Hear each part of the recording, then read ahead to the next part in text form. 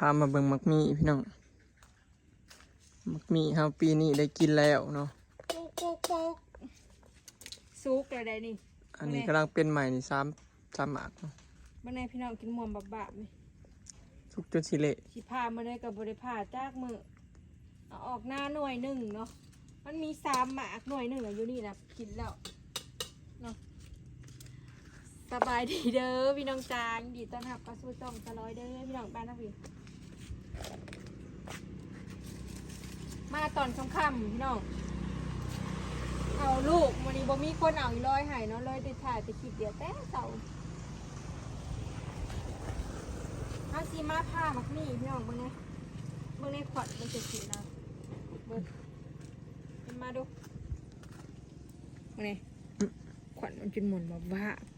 อยางมันออกไปแล้วบริพาจากเถื่อสิพามันเลยกับบริพามันสิรุดมักนี่นังเด้ออกหน้านั่นน้อยกว่านี้น้อยหนึ่งไปมาพากันเบิ่งพี่น้องรสชาติสิแซ่บจิบ่บ่ได้กินจักเถื่อกกนี่หากับปีนี้ได้กินบ่ได้เป็นจักเถื่อพี่น้องก็เป็นปีนี้เนาะปีใดก็เป็นแล้วก็หล่นเพิ่มใหญ่มันห่อนปูนแล้วก็สัตว์แห่งกกใหญ่กว่านี้รอลุ่นเอ้ามันคือกาบบางแท้มักมีเฮาปาดแต่เก่าพอกะหน้าหนาเนาะแม่นบ่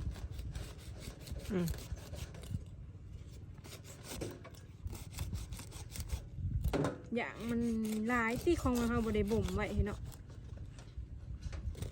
ปิดเราก็มาปาดโลด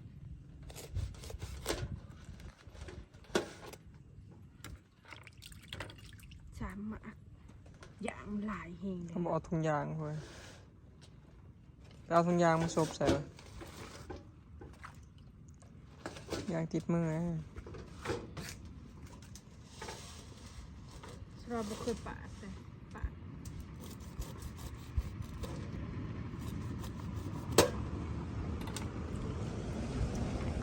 เอาจุ่มน้ำ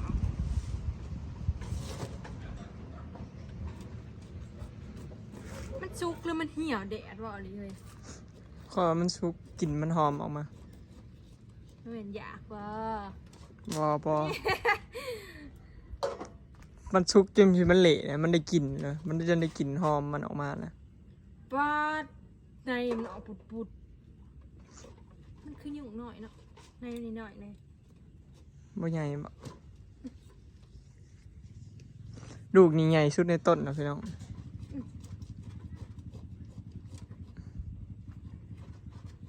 ว่าใครอีเมลบุกกลนั่นหากมันออกนะบริกินคอ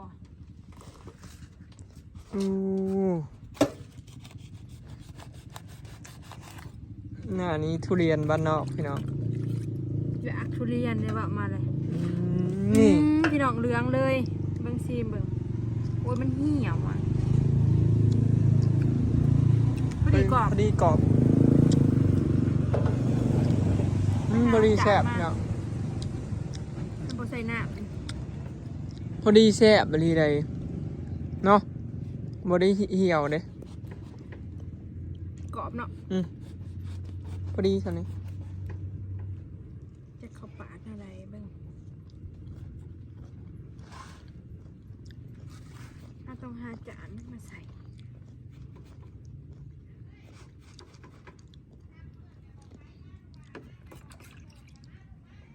ถึงแล้วจุ่มน้ำอย่ามันคิด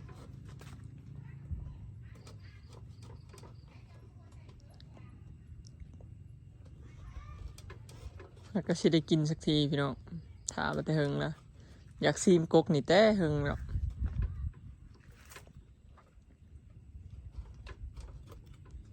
ชลอยปลูกอีกกกหนึ่งหลังบ้านพอมีสีทองจะบอก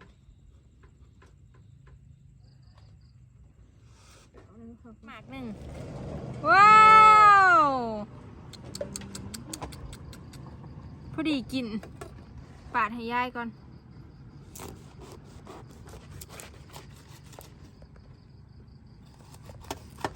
พอดีแซ่บ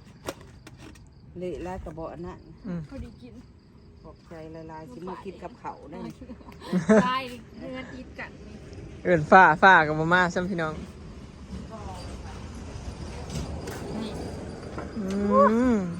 นี่แหละเอ็นแบบนี้ครับ กัน ปาดอีกตัวนี้พอดีแซ่บพี่น้อง หมากหนึ่งน่ะปาดกินมือเขากินสิได้ สิได้แต่เฮาอันตัดสะโพดทำไมเฮาตัดไว้กว่านี้แล้วบ่มไว้อีกมันสิหวานกว่านี้ จากมือหนึ่ง บ่มไว้จักมื้อหนึงหวานกว่านี้ ตุ่นเลยจ้าข้าเมนคายค่ะห่วยหน่อยละ100ชาโหจัน150จะซื้อมาหน่อยใหญ่กว่านี้แล้ว อืม หน่อยละ100จัน ถ้าหน่อยละ100พี่น้อง มีน้ำ ได้แล้วเบียงหนึงนี่มีหนังมีผายมันสิบ่แซ่บอันนั้นปานใด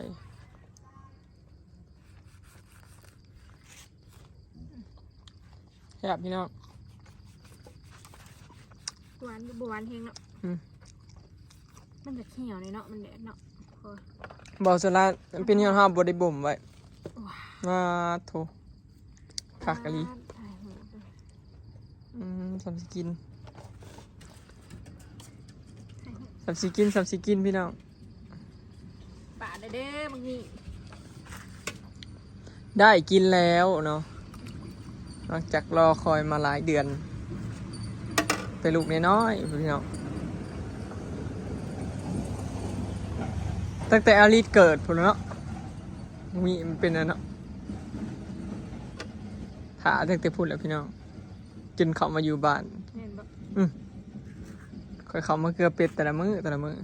ชอบเมืองถากินมัน 4 เดือน เขาหลักก็คือหลัก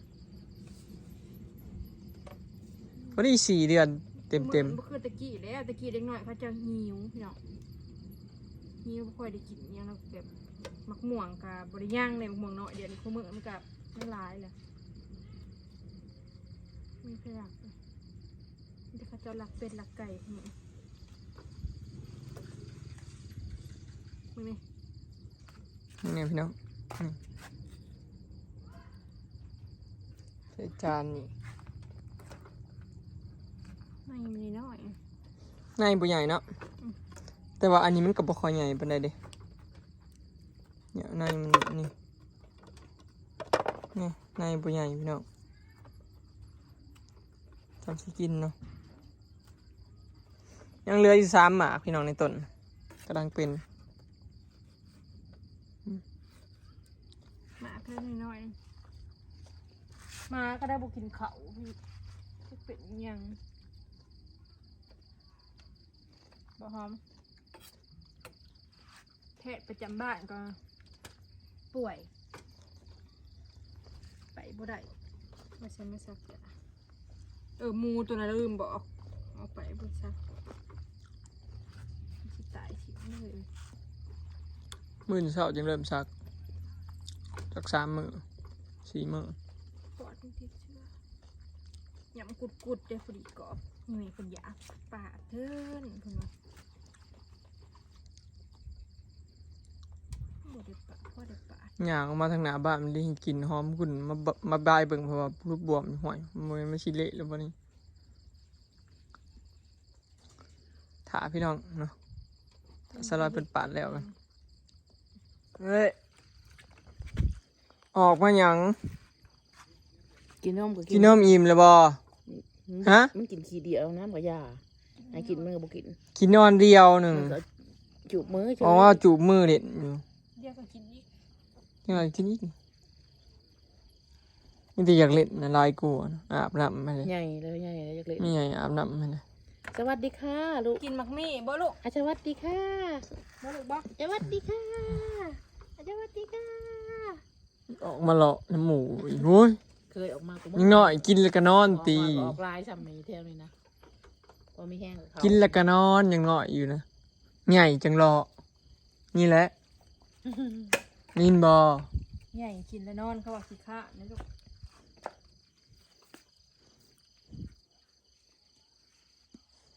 ย่างลูกกินได้อีลูก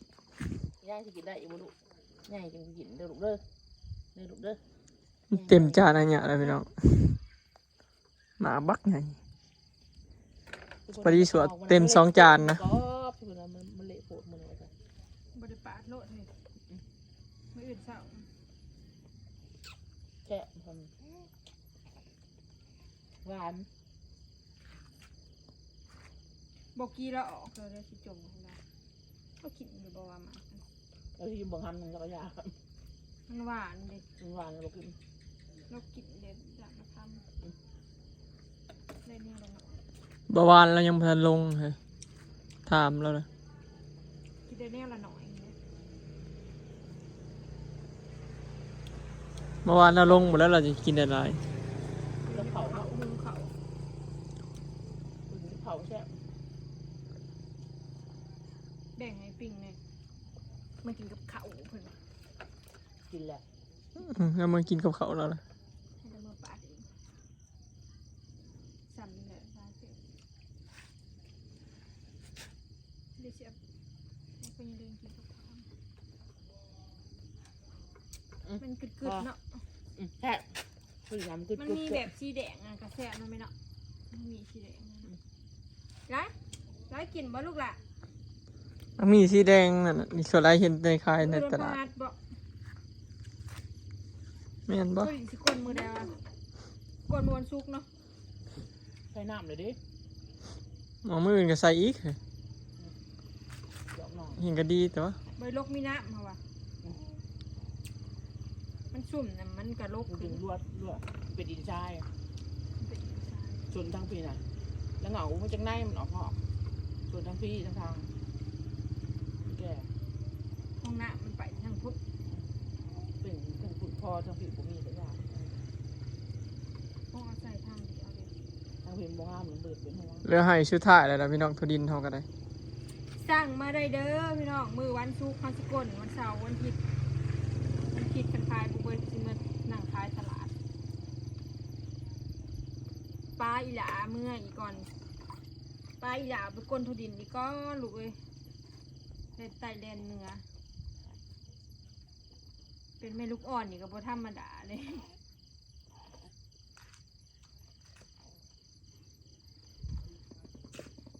ฮะเสียงหยังฮะ เสียงอึ่งห้อง ละบ่ ตดอึ่งห้อง ให้กูปืนยิงปืน เฮ้ยสาวยังไม่พี่น้อง บัดนอนจังใส่เครื่องอุ่นๆเด้อลูก นี่ เดี๋ยวจะเป็นหวัด ได้2 จานแล้วบักไงจานสิกิน แค่เป็นปอด มันออกสีเหลืองๆทองๆเนาะหมาเนาะต้นนี้เนาะ เป็นปีแรก มันอยู่นี่4 ปีเลยพี่น้องยังไม่ได้กินจักเถื่อฮะก็มีปีนี้อะไรกิน มันบ่เป็นนี่เนาะ โอ้นั่นก็เป็นปีนี่ มันหล่นเป็นปีก่อนนั่น โอ้กระสมโกกมาเลยหากมันก็ยังอยู่พูอยู่ บรรทับกดน้ำออกมันมีใดกินน้ำดิ นี่แม่กลนหากมันออก คนพิมพ์ ตะกี้มีโกพังออก โคตรกูมือเอา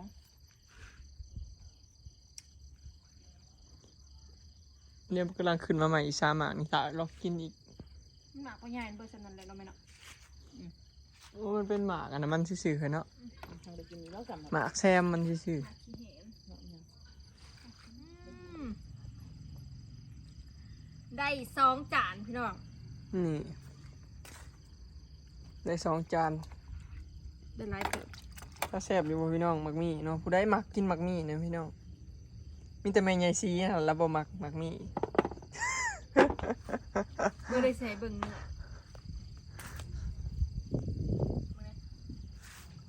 ข้าหน้าบดจุ่มหน้ามันเลยมันติดมือก็เลยจุ่มหน้า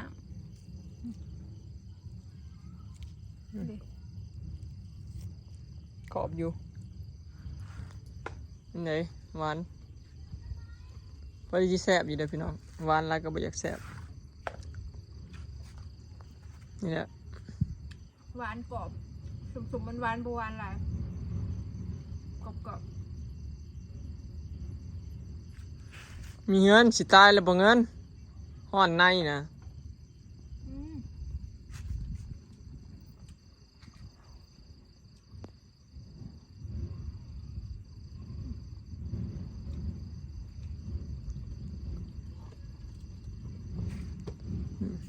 ดี๋ยวสิไปแช่ตู้เย็นๆไว้ให้ไม่รวยกินนี่พี่น้องจ๋าเดี๋ยวมาวันนี้สิขอเก็บภาพบรรยากาศโดยซัมมิเดอร์พอกันคลิปหน้าพี่น้องฝากเป็นกำลังใจกับฝากเบิ่งคลิปยาขามโฆษณาเด้อเนาะสบายดี สบายดีได้กินแล้วพี่น้อง